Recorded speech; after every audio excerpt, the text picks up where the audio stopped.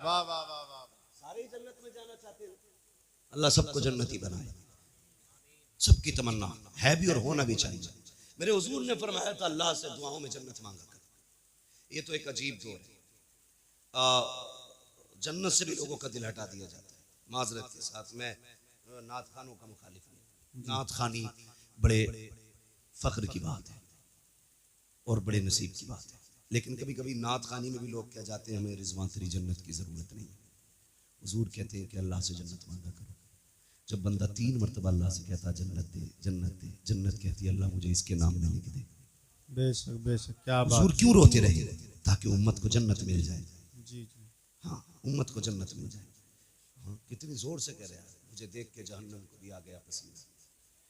ये कोई तुम्हारे घर का हीटर नहीं है कि जब चाहो कान ऐंठ के ठंडा कर दिया। ये जहन्नम है, ये जहन्नम है। तुम्हें पता है ये जो गर्मी होती है ना, ये जहन्नम की सांस से गर्मी होती है। जिसकी सांस में इतनी गर्मी है उसके अंदर कितनी गर्मी होगी। दुआ कर अल्लाह से, पुलसिरात से गुजरने की बारी आए ना तो हुजूर की दुआएं बस साथ लग जाएं। अगर उनकी दुआएं साथ न लगी ना तो फिर खैरियत नहीं है, खैरियत नहीं है। मैं यहाँ लामा बना फिरता हूँ, यहाँ हमारी पगड़ी और जुब्बे की इज्जत है, वहाँ कोई मसला नहीं है। वहाँ सारी एक लाइन में खड़े होंगे, बता क्या करके आया है, सबको बताना है तूने क्या किया, तूने क्या किया।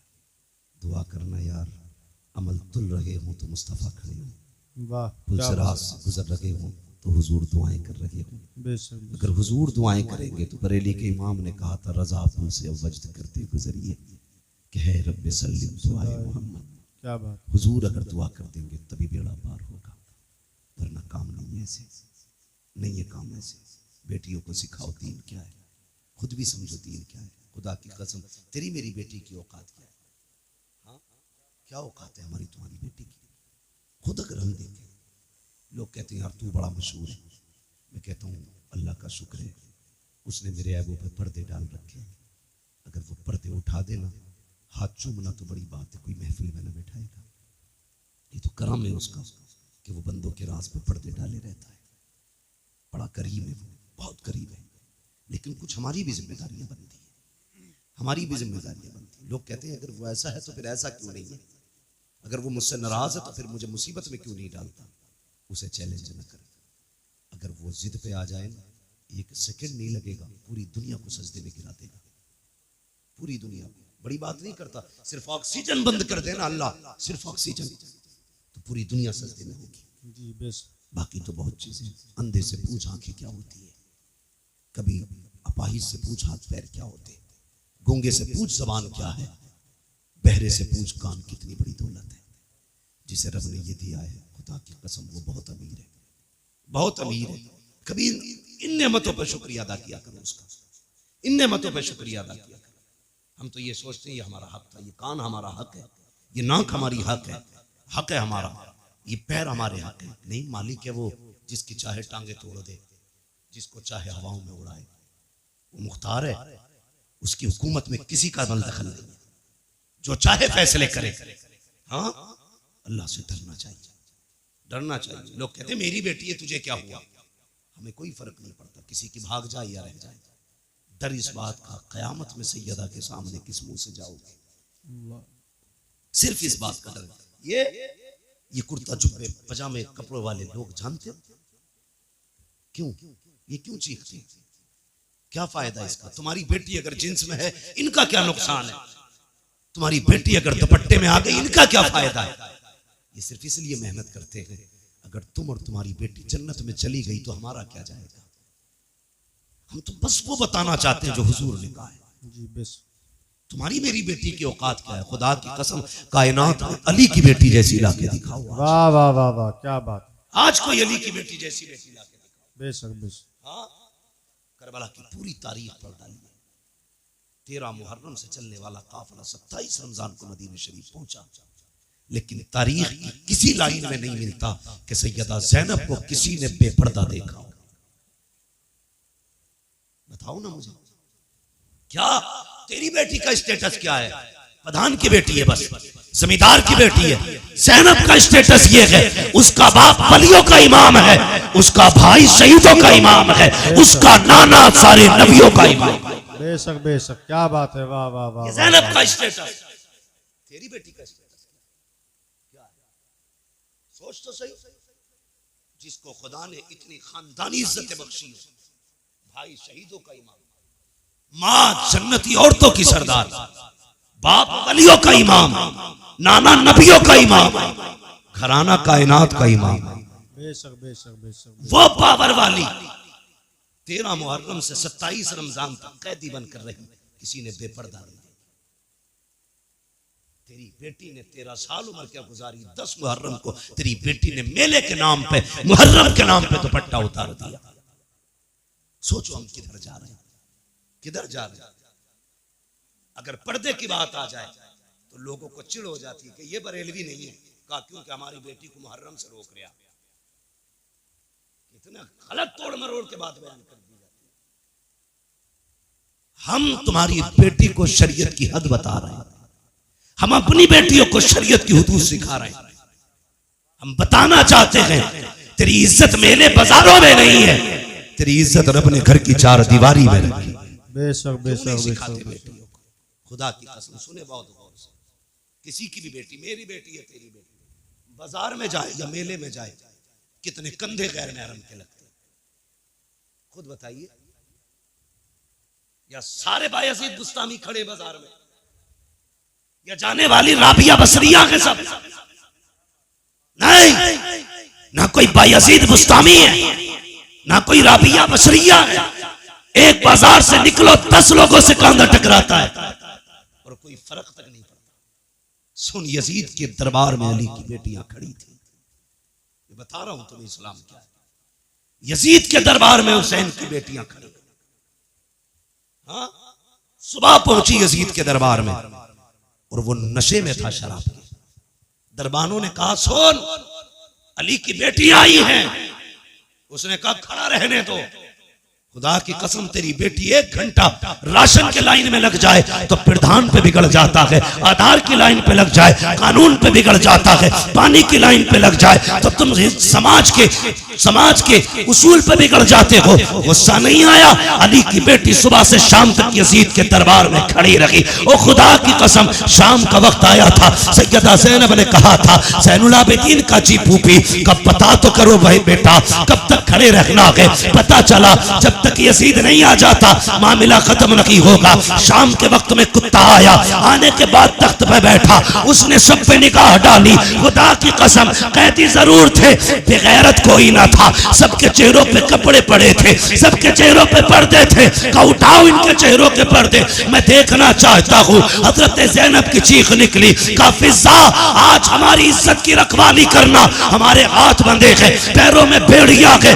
तुमने हमारे दरवाजे पर जितने दिन नमक खाया है, अब वो हलाल करने का दिन है। हजरत फिजा ने तलवार संभाली, आगे आके कहा था बेगैरत, जबान को लगाम दे, अगर अली की बेटी से चादर सरक गई इस दरबार में किसी के कंधे के ऊपर कोई सर नहीं रह सकता। वाह वाह, क्या बात है, नारे तकबीर। तुझे क्या पता गैरत किसे वाह वाह, कहते हैं? क्या बात है, बेशक तू बेशक। क्या जाने इज्जत क्या है? तू तो बेटी को नंगा करने में कहता मेरी बेटी फैशन के दौर पे है। तुझे क्या पता हया क्या है? बेशक खुदा की कसम, तारीख गवाह है। कहने लगा चलो अच्छा नाम ही बता दो, ये पर्दे वाली कौन है? हजरत फिजा ने कहा ज़ैनब फिक्र न करना, जिंदगी लौटा देंगे, तेरी आवाज को भी बेपर्दा नहीं होने देंगे, तेरी आवाज को भी बेपर्दा नहीं होने देंगे। हजरत फिजा से उसने कहा कौन है? कहा ये अली की ज़ैनब है, अली की ज़ैनब है। मुझे खुद बताओ यार, अगर आपकी बस्ती में आला हजरत की कोई बेटी आ जाए क्या करोगे तुम? खुदा की कसम, उनके कदमों में तुम सोने का फर्श बिछाओगे कि आला हजरत के घर की बेटी आई है। फिर सोचो, उनके घर तो अली की बेटी खड़ी थी, होना तो ये चाहिए था नाम सुन के गर्दनें झुक जाती, मगर उन्हें अपने कुत्तेपन का पूरा इजहार किया। कहा ये ज़ैनब है। अच्छा जानते हो? फिर उसने निकाह घुमाई, सबसे छोटे वजूद पे निकाह पड़ी। मैं बात बड़ी करने लगा हूं, तेरी 18 साल की बेटी को दुपट्टा रखना नहीं आया, अली की 7 साल की सकीना को देख, यजीद के दरबार में सकीना के सर पे दुपट्टा था।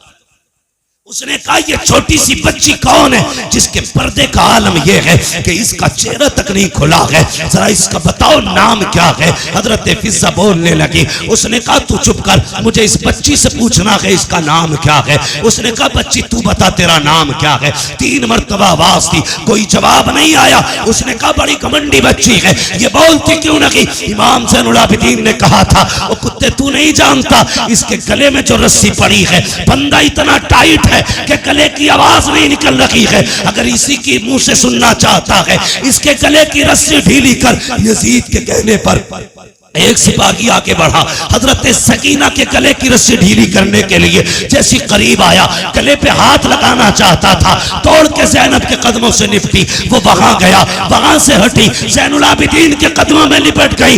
यजीद ने कहा था ये कैसी बच्ची है, गले की रस्सी क्यों नहीं खोलने देती। इमाम सज्जाद ने कहा था तू नहीं जानता है ये अली के घर की बेटी है, ये मर तो सकती है, किसी गैर का हाथ इसकी गर्दन को लग जाए ये गवारा नहीं कर सकती। वाह वाह वाह वाह वाह वाह, क्या बात है, वाह, बहुत शर्म खूब, करो, बहुत खूब। तुम्हारी दौलत तुम्हें मुबारक। ऐसी दौलत में आग लगे जो बेटियों को नंगा कर दे।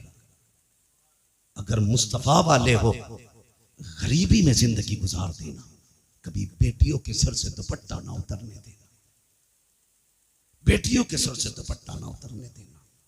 शादी हो, ब्याह हो, खुशी का मैटर है ये अपनी जगह, लेकिन खुशी का मतलब ये तो नहीं है कि बेटियां नंगी हो जाएं, भाई बेगैरत बना तमाशा देखता रहे। मेरी गुजारिश है आपसे, समाज को बेहतर करो, शादियों को पाकीज़ा बनाओ, गुनाहों का मरकज नहीं, तबाहकारी का अड्डा नहीं, बदमाशी का ठिकाना नहीं। शादियों को पाकीज़ा बनाओ ताकि निकाह की बरकतें अल्लाह बस्ती पे जाहिर फरमाए। समझ रहे ना मेरी बात। नौजवानों ये कदम आपको उठाना पड़ेगा। कमेटी जो जलसे की है, मेरी तो इससे गुजारिश है सिर्फ जलसे की कमेटी ना बनना, बेटियों की तहफ्फुज़े इस्मत की कमेटी भी आपको बनना है। ये आप अहद करो, हमने सिर्फ जलसा नहीं कराना है, हमें हुजूर की उम्मत की बेटियों की इज्जत की हिफाजत भी करनी है। सिर्फ यही नहीं कि सिर्फ जलसा करा लिया और 364 दिन सोते रह गए, फिर एक दिन आएगा जलसा कराएंगे। अच्छी बात है, जलसों से अच्छे मैसेजेस जाते हैं, ये जज्बा बेदार होना चाहिए हमारी कौम में। लेकिन कमेटी वालों से गुजारिश है, जिस तरह आपने आज पैसा इकट्ठा करके ये एक जलसा किया ना, कम से कम ऐसे ही पैसा इकट्ठा करके साल में किसी गरीब एक बेटी की भी निकाह का और शादी का इंतजाम आप करना। और कोशिश ये करना जिस बेटी का कोई सहारा नहीं होगा उस बेटी का ये हुजूर की उम्मत के जवान सहारा बनेंगे। बेशक बेशक बेशक करेंगे इंशाअल्लाह। इंशाअल्लाह। कमेटी वालों अल्लाह आपको सलामत रखे, आपको जज़ाए खैर दे। मगर मैं ये चाहता हूँ आपके जरिए और भी काम होने चाहिए, ज़मीनी तौर पे भी काम हो। अगर बैटरी डाउन हो जाए फिर उलमा को बुलाइए, फिर अपनी इस्लाह कराइए। ये सोच के जलसों में कोई ना आए मौज लेके आनी है, क्या करना है मौज का। सच बताऊं, ये चमक दमक, ये आवाजों के जोर, ये सीनों के दम कब तक है? जब तक अल्लाह चाहता है। वो नहीं चाहेगा ये सारे खत्म हो जाएंगे। ये कमाल, ये हुनर हम माँ के पेट से लेके नहीं आए, ये सब अल्लाह की अता करदा चीजें हैं। जब तक वो चाह रहा है बोल रहे हैं, जिस दिन वो गला बंद कर देगा कोई माई कलाम नहीं बुलवा सकता है, कोई नहीं बुलवा सकता है। लोग कहते हैं जी हम तो बतेरा समझाते। भाई मुझे खुशी हुई, कुछ लोगों से मिला हूं मैं इस बस्ती के, कुछ लोगों से मिला हूं, सबसे भी नहीं मिला हूं, लेकिन मैं जितनों से मिला हूं मैंने बहुत अच्छा पाया है, बहुत अच्छा पाया है। अगर सारे लोग इतने अच्छे तो उम्मीद करता हूं इस गांव में कुछ बुरा नहीं होगा। लेकिन मैं ये भी जानता हूं हर जगह अच्छे ही लोग नहीं होते, कुछ बुरे भी होते, और हर जगह बुरे ही नहीं होते, कुछ अच्छे भी होते। अच्छे लोगों से कहूंगा बुरों की परवाह ना करना, बुरे लोगों से कहूंगा दूसरों के पीछे न पड़ना, अपने गिरबान में भी झांकना, फिर फैसला करना तुम्हें क्या करना है, फिर फैसला करना तुम्हें क्या करना है। अल्लाह करे हमारी बस्तियां ऐसी मोहब्बत और प्यार की हवाएं बस्तियों में चले कि हर मुसलमान दूसरे मुसलमान के हक के लिए खड़ा होना चाहिए। हर मुसलमान में एक दूसरे मुसलमान के लिए हमदर्दी होनी चाहिए। गलत नहीं कह रहा। आप किसी एक समुदाय के बंदे को टच करके देखिए, पूरी कौम कौवे की तरह आ जाती है। और हमारी कौम के किसी भी बंदे को बीच में काट दिया जाए, बाकी लोग तमाशा बने। हम यहाँ जीने के लिए नहीं आए, हम यहाँ मरने के लिए आए। मेरी बात बस समझ लेना, मैं इससे ज्यादा नहीं कह सकता। हम यहाँ जीने के लिए नहीं आए, मरने के लिए आए। वो जिंदगी भी क्या जिंदगी है जो कुत्तों की तरह गुजरे। कम से कम बहन बेटी की इज्जत की हिफाजत करो।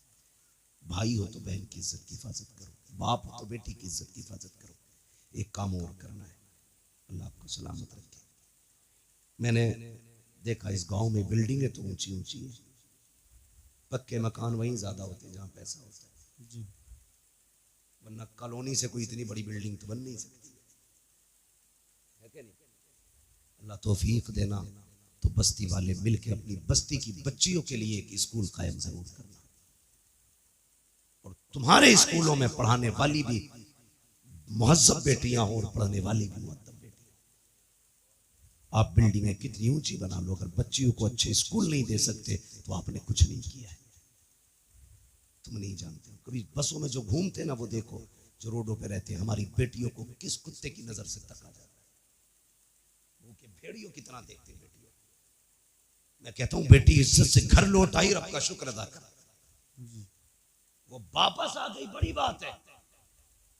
वरना बेटियों के लिए कितने फंदे लगे गए सोच भी नहीं सकते।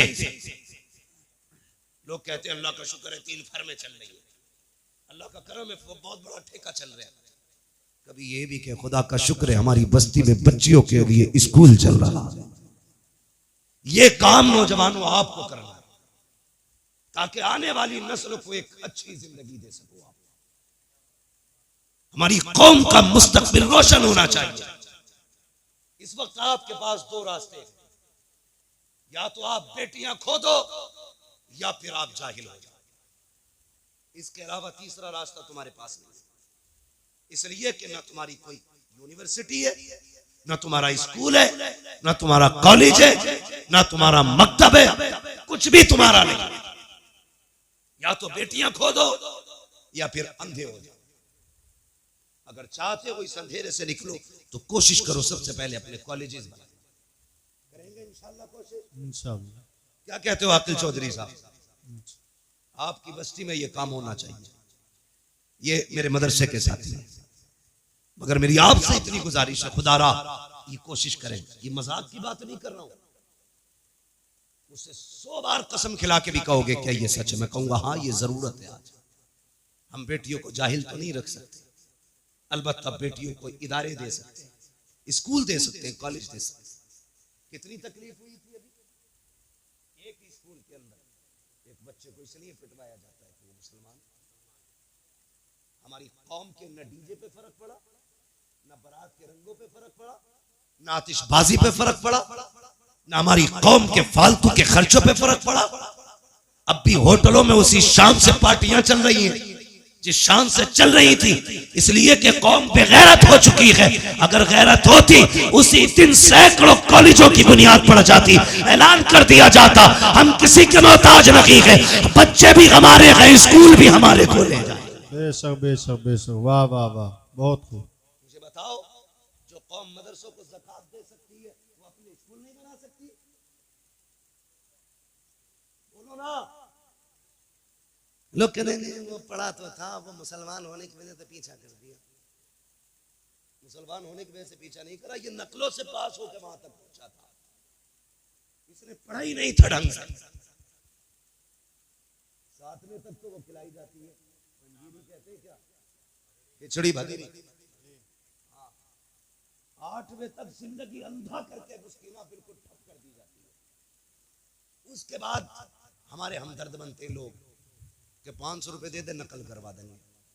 पास हो गया, अब्बा लड्डू बांट रहे, अब बेटा पास हुआ, ये नहीं बताता 500 रुपए नकल के भी दिए। जी जी। अब वो जो पास हो के आया ना, उससे बड़ा भाग कुछ नहीं आता, क्योंकि उसने तो बोर्ड पे से नकल की थी ना। पास हो गया। ऐसे ही पैसे दे के पास होता रहा। जब इंटरव्यू में बैठा तो लोग कहते मुसलमान होने की वजह से निकाल दिया। नहीं बे, तू गधा था इसलिए निकाला गया। अगर काबिल होता तो सीट तेरी थी। अगर तुझ में हुनर है तो कोई तुझसे तेरा हक नहीं छीन सकता। क्या मुसलमान आईएएस नहीं है? मुसलमान आईपीएस नहीं है? क्या वो गोली मार के बैठे? नहीं, काबिल थे, अपना हक लेना जानते। जी बेशक। अगर हक हासिल करना पड़ेगा तो काबिल बनना पड़ेगा। इसलिए पंजीरी छोड़ो, खिचड़ी छोड़ो, नकल छोड़ो, भले 3 बार फेल हो लेकिन अपनी मेहनत से हाई स्कूल पास करो।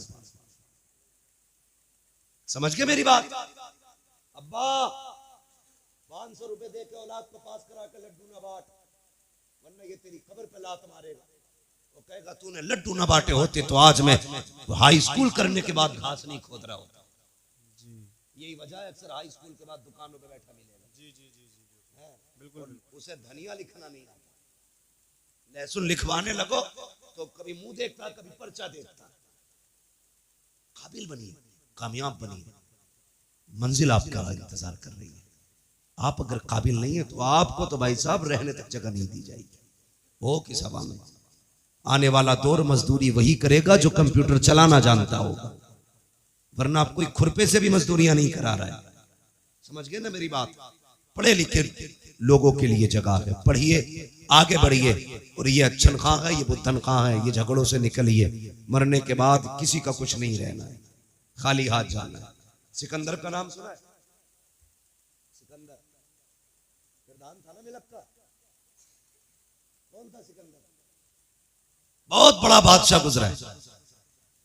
हाँ, इसने 22 साल की उम्र में आधी दुनिया फतह कर ली थी। और 22 साल में हमारी अम्मा ये कहती है भी तो लल्ला छोटा है, सुधर जाएगा, 23 का हो जाएगा। वो 22 साल में आधी दुनिया फतह करे बैठा, और इसका 22 साल का भी नेकर में घूम रहा। अम्मा थपकी दे के सुला रही है। जो कर गुजरने की उम्रें थी वो नेकर में गुजर गई। अब बुढ़ापा आया तो ये निकला फतह कर ले। इसे खुद अब बैसाखी की जरूरत है। 22 साल में आधी दुनिया पे हुकूमत करने वाला बंदा, वो तो एक जगह सांप ने इसे काट लिया। हाँ, सुना यह है इसके साथ अरस्तु था, बहुत बड़ा तबीब था। उसने उससे कहा यार मेरा इलाज कर। कुछ दिन इलाज के बाद अरस्तु ने कहा कि बादशाह अब नहीं बचेगा, मौत करीब आ गई है। उसने कहा ऐलान कर दो, कोई है जो मेरी सारी दौलत लेके मुझे इतनी सांसें उधार दे दे कि मैं अपने वतन तक जा सकूं। अरस्तु ने कहा था बादशाह ऐसी कोई दौलत नहीं बनी जो किसी को सांसें उधार दिलवा दे, कोई तुम्हें सांसें नहीं दे सकता। उसने कहा मैं आधी दुनिया का बादशाह हूं, क्या मुझे इतनी मोहलत नहीं कि वतन तक जा सकूं? उसने कहा सांसों का मालिक तू नहीं, सांसों का मालिक कोई और है। आज तेरा पैसा काम नहीं आने वाला। एड़ियां रगड़ने लगा। उसने कहा अच्छा चलो, मर तो रहा हूं, फिर ऐसा करना मैं मरूं मेरे कफन से हाथ निकालना। ईसाई था, निकालना। कहा क्यों? ताकि दुनिया को ये बता जाऊं इस दौलत पे घमंड न करना। मैं आया था आधी दुनिया फतह की, जा रहा था कुछ लेके नहीं, खाली हाथ गया। अगर सिकंदर जैसा दौलत वाला एड़ियां रगड़ के वतन से दूर मर सकता है, तेरे मेरे पास क्या है? इसलिए दौलत पे घमंड न करना, हुजूर से वफा करो, हुजूर से मोहब्बत करो, उलमा से प्यार करो, इल्म से प्यार करो, अपने मामलात में उलमा को अपनी राय में शामिल रखा करो, इनको अपनी महफिलों में अपनी रायों में लाया करो। कोई काम किया करो, इनसे पूछा करो। खुदा की कसम अक्ल अपनी जगह है, बरकतें अपनी जगह हुआ करती है। बेशक बेशक, बरकतें अपनी जगह हुआ करती हैं। कोशिश करना हर घर में कम से कम एक दीन सीखने वाला बंदा होना चाहिए। दावे के साथ कहता हूँ 7 मास्टर बना लो, 1 इंजीनियर बना लो, साथ में 1 कुरान का कारी बना लेना। 1 हाफिज कुरान पूरे घर की हिफाजत के लिए काफी होता है। जी जी बिल्कुल बिल्कुल। वरना कई मैंने इंजीनियर डॉक्टर ऐसे देखे, कहते जी हम कुछ नहीं जानते, हम तो बस अल्लाह रसूल को ही जानते हैं। जी ऐसे नस्ल से बचिए, अपने घर में दीन वाला लाइए, 1 बेटे को कुरान सिखाइए, बदलिए अपने आप को। नौजवानों मजबूत होना है, हमें अपने मुआशरे को बेहतर करना है। और तुमसे गुजारिश है, सबसे बड़ी शिकायत क्या हमारी और मेरी इस बात को चलाने की बात नहीं करता, हमारी कौम के अंदर दलाल सबसे ज्यादा है। खाने के मुखबिर 500 रुपए में बिकने वाले लोग शर्म आना, या तो 500 रुपए में खाने के हो जाओ, या वफा करके मदीने वाले मुस्तफा के हो जाओ। क्या बात है, वाह वाह। हमें अपने दीन से वफा करनी, किसी पे झूठा केस ना लगाइए, किसी को फर्जी ना फंसाइए। लोग जाल लिए बैठे, सिर्फ बहाना चाहिए, उन्हें तो उंगली रखने का मौका मिले वो गर्दन दबोच लेते। ना करना ऐसे काम। अल्लाह तौफीक दे, किसी को फंसाना नहीं। अगर फंसा हो तो अपनी मेहनत से उस फंसे को निकाल के लाके खड़ा कर देना। तुम यहां मुसलमान की मदद करो, मरने के बाद अल्लाह कब्र में तुम्हारी मदद के असबाब पैदा फरमा देगा। करेंगे इंशाअल्लाह, इंशाअल्लाह। और जोर से बोलो इंशाअल्लाह। इंशाअल्लाह। फरमाया गया, ए ईमान वालों, अपने आप को और अपने घर वालों को जहन्नम की आग से बचाओ। कोशिश करें, दूसरों पर तंज करने से पहले जरूरी है अपने घर वालों की सलाह करें, अपने बच्चों को दीन से जोड़ें, मस्जिद के करीब लेके आए, अल्लाह से रिश्ता मजबूत करें, उसके रसूल से रिश्ता मजबूत करें। माँ बाप की नौजवानों इज्जत करो। माँ बाप से भी गुजारिश है, सिर्फ तुम्हारी फर्माबरदारी लाजिम नहीं, तुम पे भी कुछ हक है औलाद का, तुम भी जरा इंसाफ करो, बच्चों के साथ सितम न करो। बात बात में ये नहीं है कि मैं तुझे जायदाद से मैं दखल कर दूंगा। आपकी भी जिम्मेदारी है, बच्चों को अच्छी तालीम दे, अच्छी तरबियत दे, उन्हें सिखाएं इस्लाम क्या है, उन्हें बताएं दीन क्या है, उनको ये सिखाएं हम यहाँ पर अल्लाह और उसके रसूल के लिए आए हैं। अच्छी नस्ल इंशाअल्लाह परवान चढ़ेगी, मुआशरा खुद ब खुद अच्छा होता चला जाएगा। ईमान वालों, अपने आप को और अपने घर वालों को जहन्नम की आग से बचाओ। अल्लाह ताला हम सबको गुनाहों से तौबा करने की तौफीक अता फरमाए, नेकियां करने की तौफीक अता फरमाए, अल्लाह और उसके रसूल से मोहब्बतों की अल्लाह तौफीक अता फरमाए। बस जो हुए अगलात उनको माफ फरमाए रब्बे कायनात। जिंदगी ने दिया साथ, फिर होगी मुलाकात, चमन रहा फूल खिलेंगे, जिंदगी रही फिर मिलेंगे, मुसाफिर हैं हम भी, मुसाफिर हो तुम भी, किसी मोड़ पर फिर मुलाकात होगी। सारे लोग कलमा शरीफ पढ़ लीजिए, ला इलाहा इल्लल्लाह। अभी जोर से नहीं पढ़ा, सारे लोग पढ़े, ला इलाहा इल्लल्लाहु मुहम्मदुर रसूलुल्लाह वमा अलैना इल्लल बलाग। अस्तगफिरुल्लाह रब्बी मिन कुल्लि ज़ंबिन व अतूबु इलैहि। अस्सलामु अलैकुम व रहमतुल्लाहि व बरकातुहू।